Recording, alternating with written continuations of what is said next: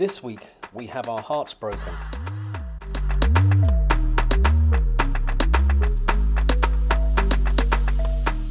Anish tries to give somebody a surprise.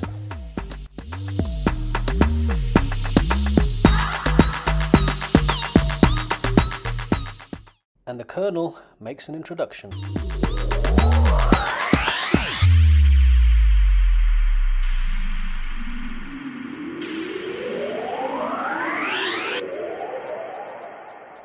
Anish decides to surprise Alex as he leaves the toilet, but has to wait a lot longer than he initially expected. Don't know what Alex is doing in there. Maybe it's a number 1, number 2, number 3? Anyway, whilst he's doing that, let's talk about the week ahead. This week, nothing particularly exciting planned. We've had a meeting cancelled at the last minute due to one of the participants contracting COVID, so that's freed up some time in the diary, which is welcome when the days are pretty much back to back. We keep the tempo up on the mundane, which is essential really to make sure that we just don't lose momentum on the boring but essential parts of what we do. This means just following up on emails and chasing individuals who fail to get back to us and making sure that we stay on top of timetables. We've got some important meetings with local authorities this week, and we've managed to eliminate, which is quite important for me, some of the more mundane routine meetings that we were having previously that didn't necessarily need to be had. So that's progress. It seems that the YouTube content that we put out helps to remind us of what's important and recalibrates our thinking on how and why we actually exist. Anish is still waiting patiently for Alex to surface, but maybe it's a number 4?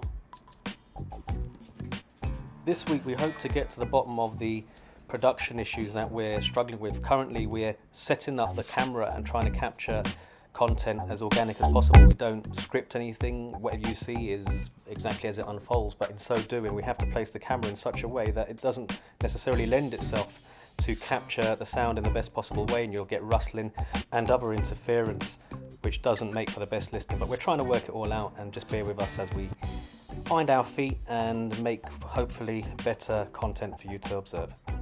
In the meantime, back to Anish and Alex. Let's hope it's all worth it. Maybe a number 5?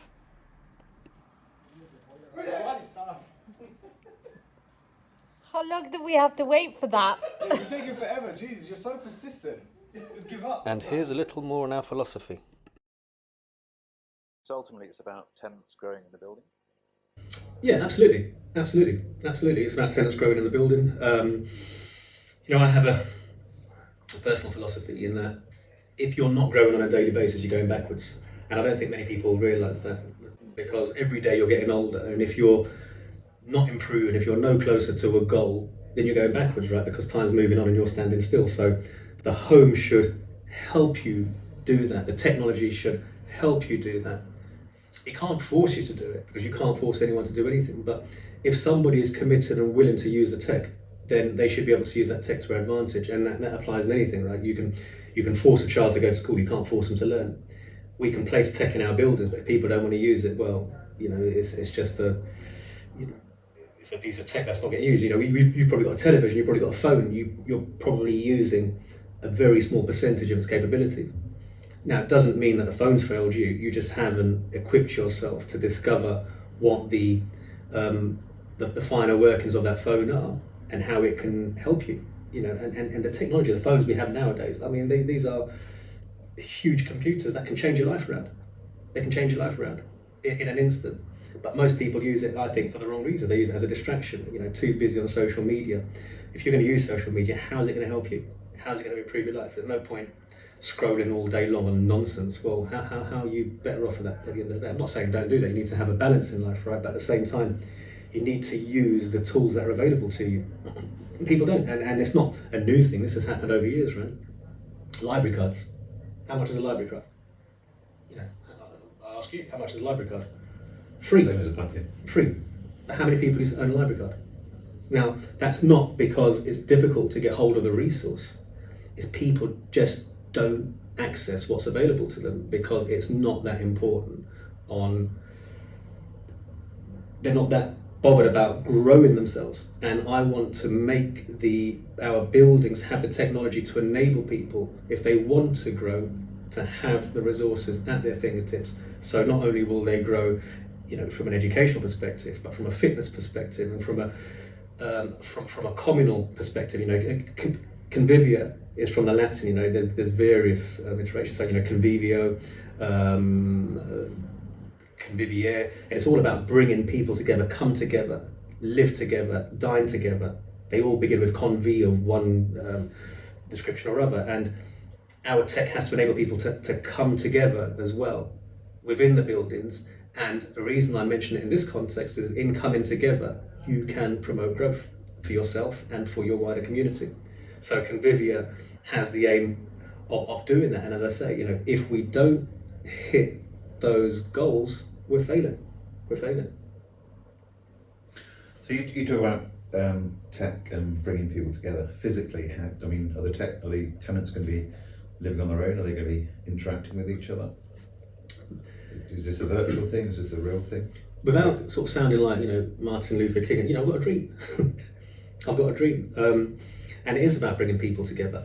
Local authorities, it's really quite interesting, because in the public sector, when it comes to public housing, I hate the word social housing, and that's another matter which you may touch on later on. But when it comes to public housing, and again, I hate the word housing, but you need to know what I'm talking about.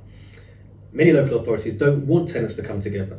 They want to keep them sort of sectioned away, compartmentalised in their own little units. You don't want them to come together because they fear, antisocial behaviour or whatever it is they fear. But for me, that's not helping the cause, right? It's a cop-out for local authorities, and it makes their jobs easier. No, let's keep them all separate, no issues. That's not the way forward. That for me represents a failure in imagination, and I think this is where the country has come. When you've got homelessness and poverty in 2021 in the UK, that's a failure of imagination. We've got money, we've got resources, but it's not being used in the right way.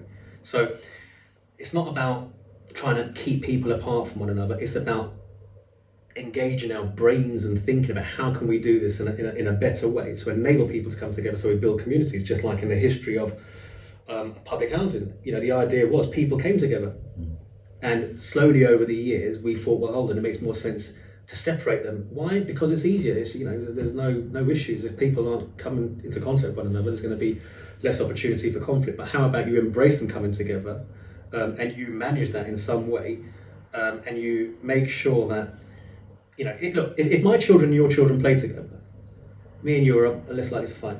So it doesn't make sense to me why you want to keep families apart. Bring them together. If I'm strong and I can help you, you become strong, and in turn you help me. So that's what the whole thinking and philosophy is behind what we are trying to do. And I don't shy away from that. I don't say it's going to be easy. I don't say it's going to be without challenge. We're going to have all of the above, but nothing worth having. It comes easy. There's going to be friction. There's going to be difficulty, but you just need to overcome it. That's the only way you make advancements. And that was the interview of Richard Shirley interviewing me about conviviality. Now, you haven't seen much of Richard other than in the interviews. He's in charge of operations and pretty much has overall view of everything that we are trying to undertake and deliver at Convivia, and oversees much of the operations. Conviviality oozes from every pore in his body, and now I think it's time to introduce to you the real Richard Shirley. Enter stage left. I know you were looking.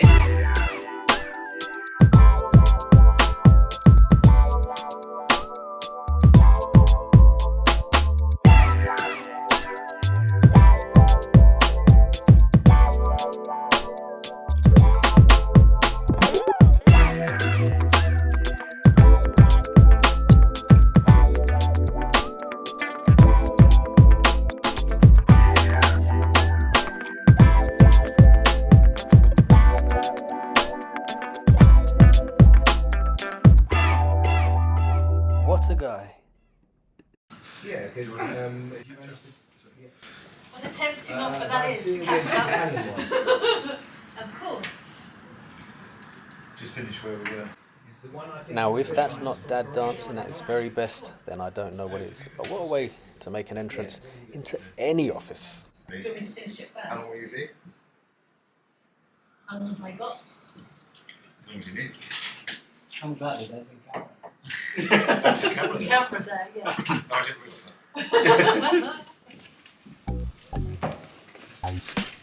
Oh, look at that. It's more on the top, on the back. No, it goes on his front.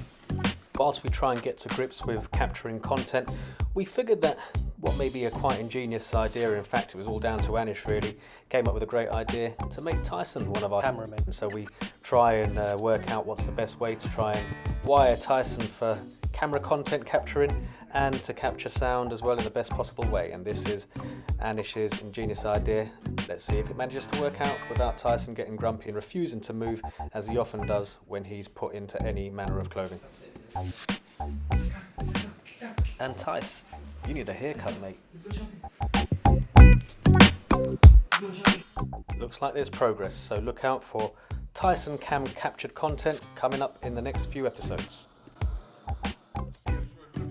One of the biggest challenges that we encounter is trying to manage the pipeline and make sure that the sites that are acceptable to us and fit within our development criteria don't get away from us, and we're able to acquire those sites to develop them into homes ready for occupation by families. This one is no longer available, so we found out yesterday, and this one we're assessing, but it's not kind of a buy build, it's already an existing building. No worries. I think. But if we're happy to show, then obviously I can. We're continually having to do the dance, so to speak, as assets shift in and shift out of the pipeline. We're appraising, reappraising and adjusting our numbers to suit the circumstances, such as they may be from time to time. Whilst we're at it, it made sense to appraise what Alex had in his cup. Not quite sure what it looks like. Did you leave my Questionable drink alone. Is that security so you can't touch it? Protects itself. This week we're not ending with our corridor challenge because our chief officiator, Alex, has left us. He's gone away. Not forever, but when somebody disappears from the Convivia family, even for a brief moment, it feels like they're never coming back. Ipa, Alex, we miss you. Come back home, please.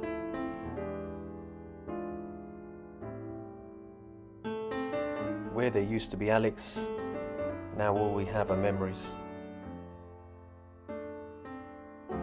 An empty space in his chair, an empty space in our family, an empty space in our hearts. Come back, Ipa. But we can't finish this week's episode like this when we've got this. Sock it to them, Colonel.